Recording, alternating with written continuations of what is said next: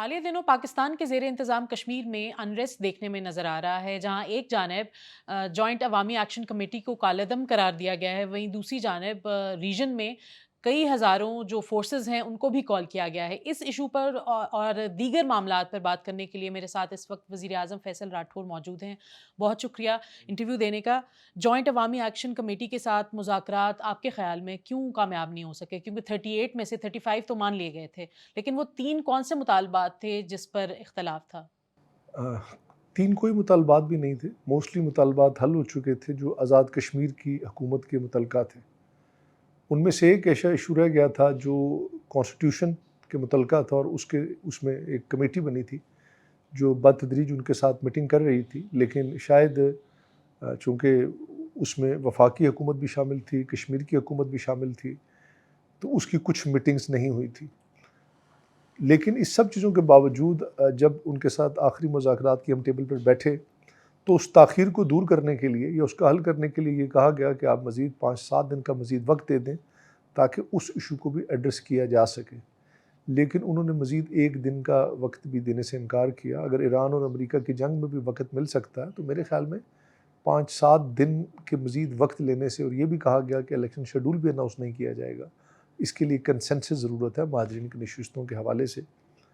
लेकिन उनकी तरफ से इनकार आया, जिसकी बुनियाद पर ये तहरीक आज दोबारा शुरू हुई थी। जब माज़ी में तो आप ही मुज़ाकरात कमेटी के साथ करते रहे हैं, तो क्या वजह बनी या क्या ज़रूरत पेश आई कि इसको कलअदम करार करना पड़ा? क्या ख़दशात थे या कोई इंटेलिजेंस रिपोर्ट्स थी? देखिए, माज़ी से लेकर आज के दिन तक कभी मुज़ाकरात कामयाब नहीं हुए।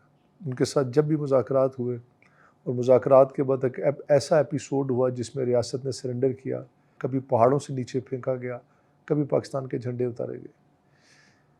मेरे ख़्याल में अब भी यही होना था, और उनकी तरफ से ये वाज़ह बयान आ गया कि अगर सारे मुतालबात मान भी लिए जाएँ तो फिर भी लॉन्ग मार्च नहीं रुकेगा। तो मेरे ख़्याल में उसके बाद फिर क्या रह जाती है। तो यानी अब दोबारा इलेक्शन कमेटी से जो है वो बात नहीं होगी?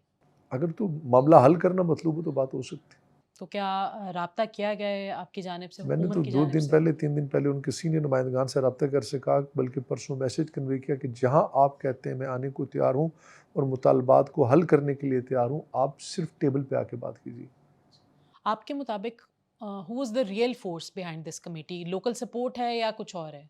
देखिए, मकबूल बयानी है, लोकल सपोर्ट उनके साथ है, चूँकि उन्होंने जो 1-2 बड़ी कामयाबियाँ हासिल की हैं, उसकी बुनियाद पे उनके साथ लोग खड़े हैं, और यकीनन उसमें हमारा कश्मीर के अंदर एक बिजली का, पानी का इशू था जिसमें लोगों की कुछ महरूमियाँ थी, जो उन्हें मेरे ख़्याल में पूरी हो गई।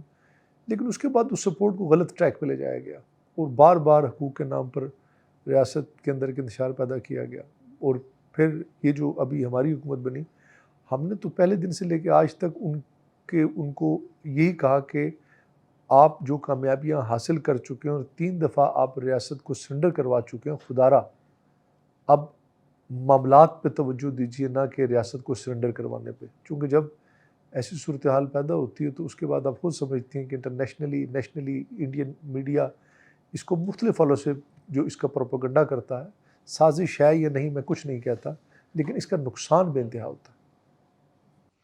महाजरीन की नशिस्तों के हवाले से कोई लचक दिखाई जाएगी या नहीं? देखिए, महाजरीन की नशिस्तों पे तो पाकिस्तान पीपल्स पार्टी का अपना बयानिया है कि इन नशिस्तों को प्रपोर्शन नुमाइंदगी दी जाए, हुँ। और असम्बली के इलेक्शन लड़ने के बजाय ये इनडायरेक्ट तरीके से लाया जाए। तो शायद इस पॉइंट पे तो हम खुद उन्हें ये कह रहे थे, लेकिन बात बल्कि मुस्लिम लीग नून, जो कि शायद इसकी बेनिफिशियरी है सीटों को कायम रखने की, उन्होंने कहा कि 6 सीटें हम ख़त्म करने को तैयार हैं, लेकिन वो फिर और किसी चीज़ उनका में मुतालबा ये है कि 12 की 12 को ख़त्म किया 12 जाए। करके कौंसिल में लाया जाए। अच्छा, ये बता दें कि इस वक़्त जो सूरत-ए-हाल है उसको मद्देनज़र रखते हुए इंतख़ाबात में ताख़ीर हो सकती है?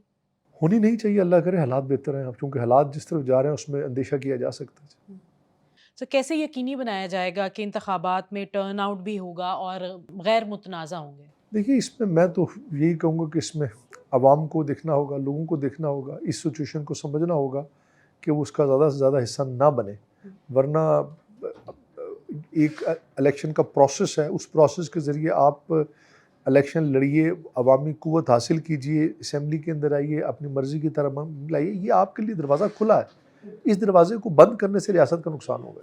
तो ये बताएं कि यही जो महाजरीन की नशिस्तों की बात है, जीबी भी एक पाकिस्तान के ज़ेर इंतज़ाम एक रीजन है कश्मीर की तरह, लेकिन वहाँ पर महाजरीन की नशिस्तें या इससे मुतालिक कोई चीज़ नहीं है, तो क्या इसको कम्प्लीटली ख़त्म या इसको देखिए, इस तरह का कोई ये पॉलिसी? देखिए ना, मैं तो इस डिबेट पे आता ही नहीं। मैंने आपसे पहले कहा ना कि मैं जीबी का जो आपने मौक़िफ़ दिया ये ठीक है, महाजिरीन की बग़ैर रियासत आज़ाद जम्मू और कश्मीर मुमकिन नहीं, इस पे हमारा इत्तेफ़ाक है। उनकी नुमाइंदगी के तरीक़ेकार को तब्दील किया जा सकता है। अच्छा, क्या इस वक्त कश्मीर में नक़्लो हरकत या लोगों के दाखिले पर पाबंदी है हुकूमत की जानिब से? नहीं जी, कोई पाबंदी नहीं है। हुकूमत की जानिब से कोई पाबंदी नहीं, लेकिन हालात इस कद ख़राब होने जा रहे हैं कि हम चाहते हैं कि उसको पूरा देखा जाए, ताकि कोई ऐसी सूरत-ए-हाल ना हो कि किसी को नुकसान हो। लेकिन जो वर्बली भी कहा जा रहा है टूरिस्ट को और कोई नोटिफ़िकेशन भी तो एक्शन जारी कमेटी की किया। तरफ से था कि अब खुदा न ख़ास्ता हज़ारों लोग वहाँ पे अगर फँस जाएँ तो मेरे ख़्याल में फिर ज़िम्मेदार तो रियासत की होगी ना जी। तो इसलिए कोशिश की जा रही है कि हालात को काबू में रखा जाए। बहुत शुक्रिया। Thank you.